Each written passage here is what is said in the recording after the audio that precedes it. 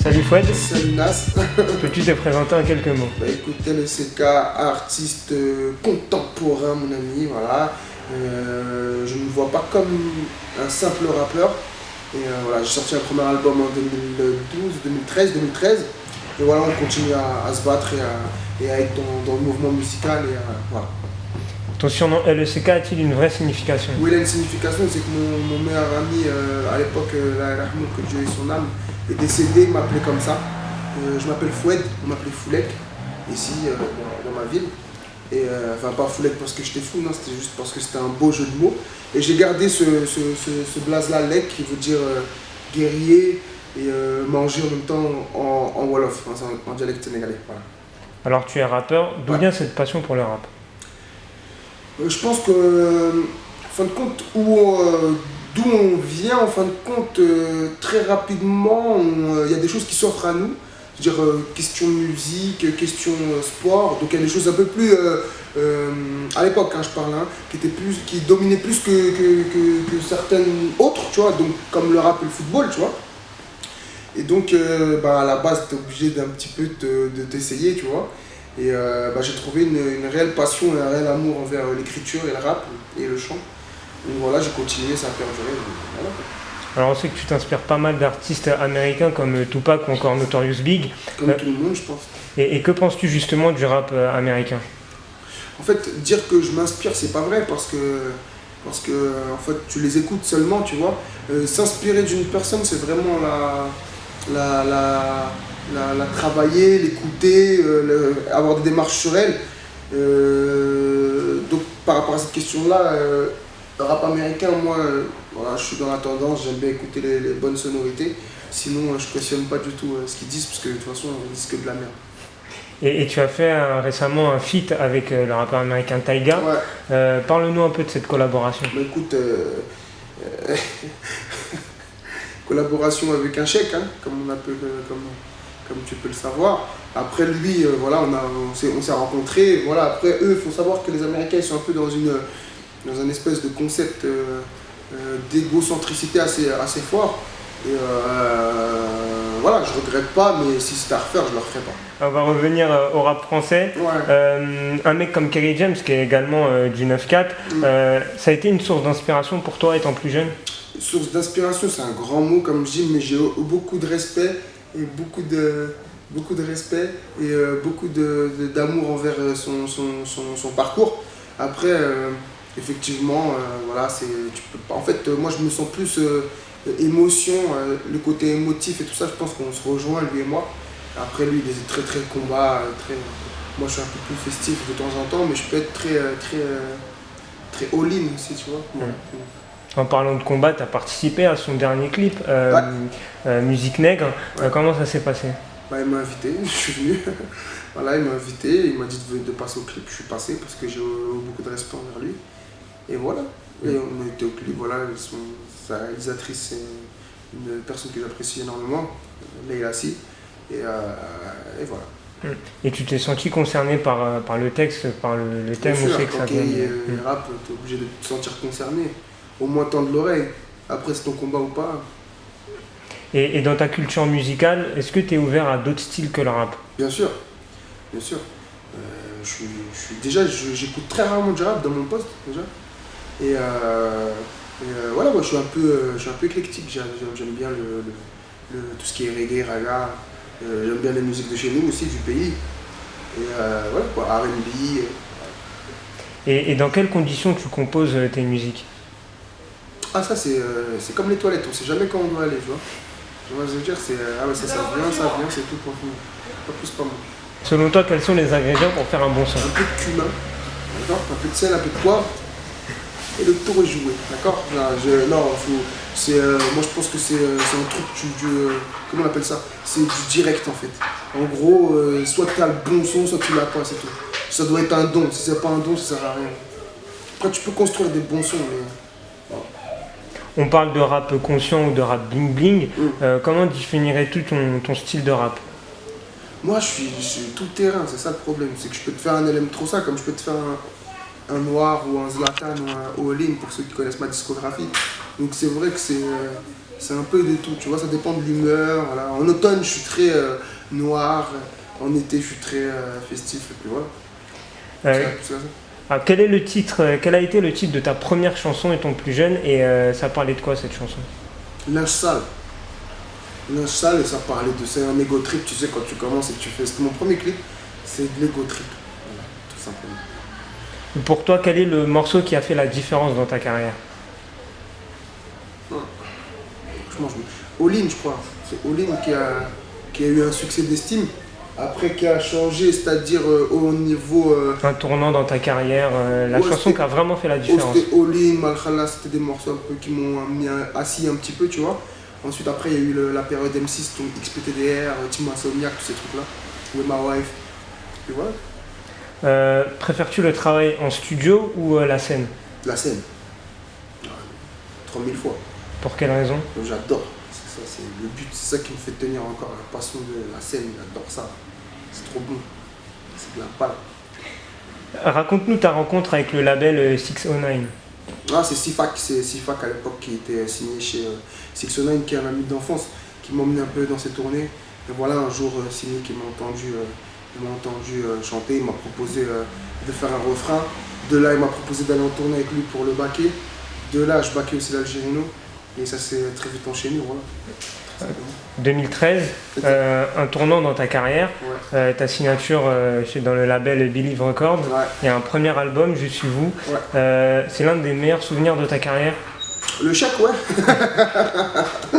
Le chèque, ouais, faut pas mentir, ouais, mais Dieu merci, j'ai signé chez Believe, parce qu'aujourd'hui, il n'y a pas beaucoup de majors comme ça qui sont vraiment avec les artistes, et je remercie beaucoup Dieu d'être avec des gars comme Henri, voilà, Mustapha, tout le reste qui sont autour de cette équipe-là, et même Romain Vivien, le boss, ou même Mokobé, tu vois. Donc effectivement, c'est une très bonne alchimie pour nous, pour demain.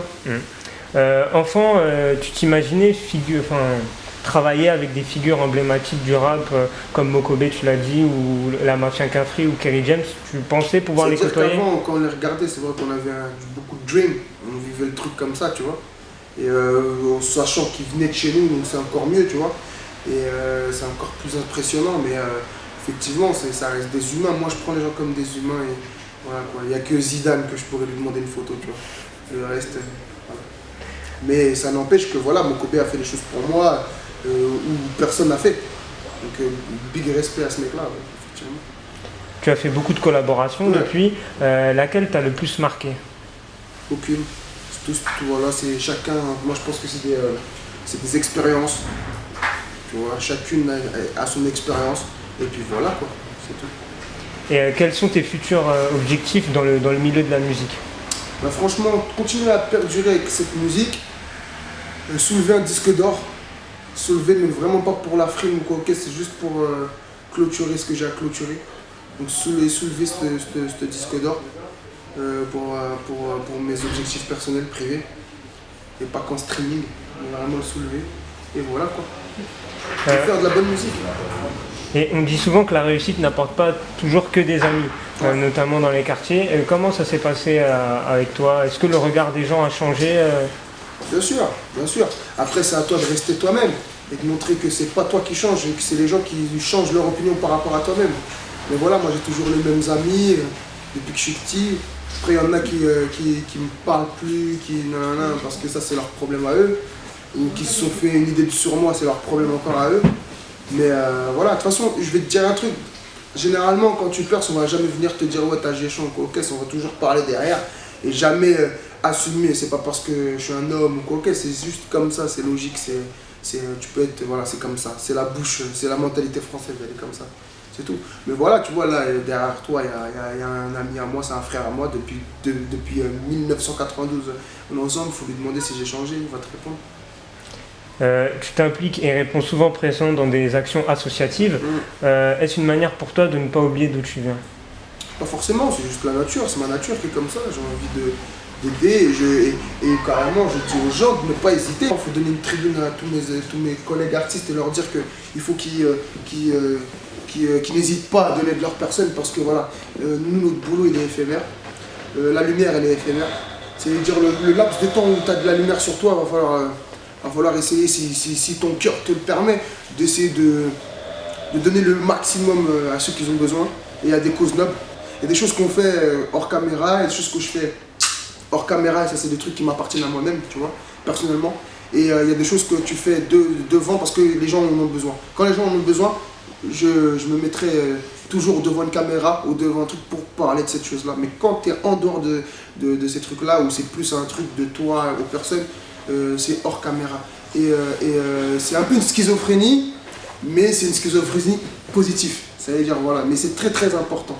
Et donc je reprends les mots de tout à l'heure, je dis, voilà, et comme Hind, voilà, c'est devenu ma poteau et une amie via ces choses-là. Voilà, parce que voilà, dès qu'elle a besoin de mes services, je suis là. Et voilà, et pareil, moi derrière, quand j'ai besoin de quelques services, elle est toujours là. Et je pense que c'est ça, voilà, c'est une chaîne d'amitié voilà, il n'y a pas d'arrière-pensée, il n'y a que des bonnes, comment on appelle ça, des bonnes actions derrière. Et c'est très important, avec tous les péchés qu'on fait, c'est bien d'essayer d'effacer un peu l'ardoise. Voilà. Évoquons maintenant le milieu du rap. Ouais, un milieu de connards. Non, je rigole. Bah justement, ton avis sur ce milieu-là? Non, j'ai pas forcément d'avis. Je pense que c'est. Il y a un courant en ce moment. Voilà, faut suivre, faut pas suivre. Voilà, c'est toi et toi, tu vois. C'est voilà, il y a les lyricistes, comme voilà, je vais pas citer leur nom parce qu'ils citent pas mon nom, mais il y a les mecs qui bendona bendo. Et voilà, voilà, et toi tu fais ta propre musique. Moi, je me sens même pas concerné par rapport à ça. J'ai des amis dans le rap, hein, bien sûr. Mais voilà, c'est un courant, c'est la musique, elle tourne. Le rap a une bonne image en France, selon toi? Non, non, parce que avec les clashs, ça ternit l'image, on a l'impression d'être des Mongols. À un moment donné, j'avais l'impression que mon art, c'était un art de Mongol, tu vois. Et après, voilà, faut tout, hein, tu sais, voilà, y a, dans une maison, il y a plein de pièces. Donc à toi de savoir si t'es dans les toilettes ou dans le salon, tu vois. C'est tout. Et un conseil pour les jeunes qui souhaitent percer dans le milieu Si du t'es rap? nul, arrête. Pas plus simple que ça, si t'es nul, arrête. Maintenant, il y a des trucs, voilà, c'est devenu facile, tu vois. C'est devenu facile de rapper. Pour moi, je vois beaucoup trop de jeunes s'improviser rappeurs, tu vois. Et c'est bien dommage. Moi, par exemple, c'est pas parce que j'en profite parce qu'il est là, tu vois. J'ai un petit à moi qui s'appelle Rams. C'est un petit que depuis qu'il est petit, il rappe. Donc moi, je l'ai vu rapper dès le début. Et je le vois rapper aujourd'hui. Donc moi, pour moi, lui, il est authentique. Parce qu'il rappe depuis quelques années. Ça fait pas 1 an ou 2 ans, tu vois. La seule chose qui a changé en lui, c'est qu'il s'est laissé pousser les cheveux. Tu vois, c'est la tendance, tu vois.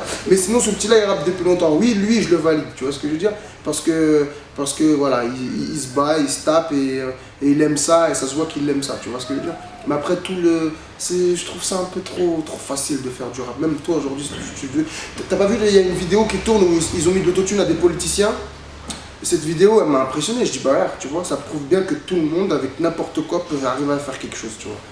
Et voilà. Et aujourd'hui, voilà, j'aime pas trop l'image que le rap donne en ce moment. Mais bon. Tu nous reçois dans ta chicha, Ouais. aujourd'hui, LECK. Ouais. Depuis quand tu es propriétaire de ces lieux? Depuis quand je suis propriétaire de ces lieux? Ça fait pas très longtemps. Il faut savoir que j'ai une autre chicha, moi aussi, à Maison Alfort. Et que j'ai une boutique de prêt-à-porter aussi sur Vitry-sur-Seine qui s'appelle Instinct Prodige. Je suis avec un associé qui s'appelle Serranier. Voilà, on a plusieurs points. Et voilà, c'est aussi ça le monde de la musique. C'est de faire quelque chose avec et développer d'autres commerces à côté pour voilà, avoir un espèce d'élan d'entrepreneur. Voilà, et c'est ce que je vous souhaite à tous. Tu vois, voilà. Et c'est pas encore gagné, hein, c'est un combat qui est pas encore gagné. Mais au moins, on a l'esprit et les pensées pour entreprendre des choses. Voilà. Donc ouais, on est dans la chicha de lait et ça fait pas très longtemps qu'on l'a acquis celle-là. Et c'est une manière aussi pour toi, tu l'as dit précédemment, que le métier de rappeur c'était un métier éphémère. Ouais. C'est une manière aussi pour toi de préparer l'après-rap aussi? En fait, après tu sais, quand tu ouvres une chicha, je suis pas forcément un fumeur de chicha, tu vois. Après, peut-être que c'est mauvais pour un certain caste, mais bon, voilà, c'est essayer d'entreprendre dans ce qu'aiment les jeunes, tu vois. Est-ce que je prépare mon après-rap? Non, parce que je pense pas arrêter le rap de sitôt. Et non, comment on appelle ça? Je me diversifie, tu vois. Et non, quand t'es un passionné, t'arrêtes pas le rap. T'as d'autres passions, mis à part le rap, t'as d'autres passions? FIFA 17. En ce moment, je suis très passionné par FIFA 17. Non, ouais, bien sûr. Mes enfants, c'est une grande passion, tu vois. Et mes enfants, c'est une très grande passion que j'ai. Et être devenu papa, c'est une des plus belles choses qui m'est arrivée dans ma vie. Si, franchement, être avec mes frangins, mes frolos, c'est une vraie passion pour moi. Mais vraiment, tu vois, c'est un truc où j'adore, c'est une position que j'adore, tu vois. Et après, voilà, ouais. La pêche, c'est vrai, au bled, j'aime bien pêcher. Voilà, c'est tout, tu vois, des petits trucs comme ça, il y en a. Et le CK, ton actualité en ce moment, c'est quoi? Bah écoute, là, on est dans le courant, donc on va arriver d'ici peu. On va pas faire ouah, ça va être lourd, t'inquiète pas, non, on va faire de la musique. Et voilà, et celui-là qui accepte, accepte. Celui qui accepte pas, salam alaikum. Voilà. Comment on fait pour te suivre sur les réseaux sociaux? Bah écoute, j'ai mon Snap, Wedfou, WDFOU, vous pouvez me rajouter, c'est ouvert. J'ai mon Facebook officiel, Lek officiel, Lek Hugo pour les Instagram, voilà. C'est facile. Aujourd'hui, tu tapes Lek sur Google, tu vas avoir tous les trucs officiels. Alors pour conclure cette interview, LECK, nous t'avons mis une enveloppe à ta droite. Peux-tu l'ouvrir et en décrire son contenu? Déjà, je vois la tête de ta ligne. Yes. Ça Blady. Effectivement, ouais. Je suis quelqu'un qui est très attaché au Maroc. Elle est belle la photo. Hein. Je suis très attaché à ce pays. Voilà quoi, voilà. Moi, je suis assez réaliste pour me dire que je vais finir. Ma carcasse finira là-bas. Je suis assez réaliste pour me dire que j'ai deux pays. J'ai la France parce que je suis français, c'est ce qui fait qu'on se comprend, toi et moi. Toi qui es comorien et moi marocain, tu vois. Je suis hyper fier d'être français. Je suis super fier d'être marocain aussi. Et voilà, c'est le pays de mes rêves. Voilà quoi, mes enfants sont marocains. Si on se met à parler du Maroc, on va y mettre 1h30. Tu vois. Mais voilà, c'est plein de qualités dans ce pays et le fait juste que ça coule dans mes veines, c'est une très grande fierté. On t'a préparé également un petit sac à ton effigie. Ouais, il est beau, hein. Ça, c'est toi qui l'as fait? Non, c'est notre artiste avec laquelle on travaille. Donc voilà. Il tue. Bon, il va finir chez moi celui-là. Voilà. Magnifique. Vous avez fait la pub pour Oka aussi. Et tu auras le petit tote bag. Ah, ça tue ça. Voilà. C'est gentil. Ah, de rien, merci à toi de nous avoir reçus. C'est le mec qui va au marché, il ne veut pas au marché. Il va au marché avec. Il met un champ, mais franchement ça tue. Et écoute, Urban, c'est ça, street rap. Urban Street Reporter. Merci beaucoup en tout cas. C'est moi qui te remercie pour ta place. C'est moi qui vous remercie tous et voilà, vous êtes le bienvenu ici. Merci beaucoup. Merci. Allez, c'est parti.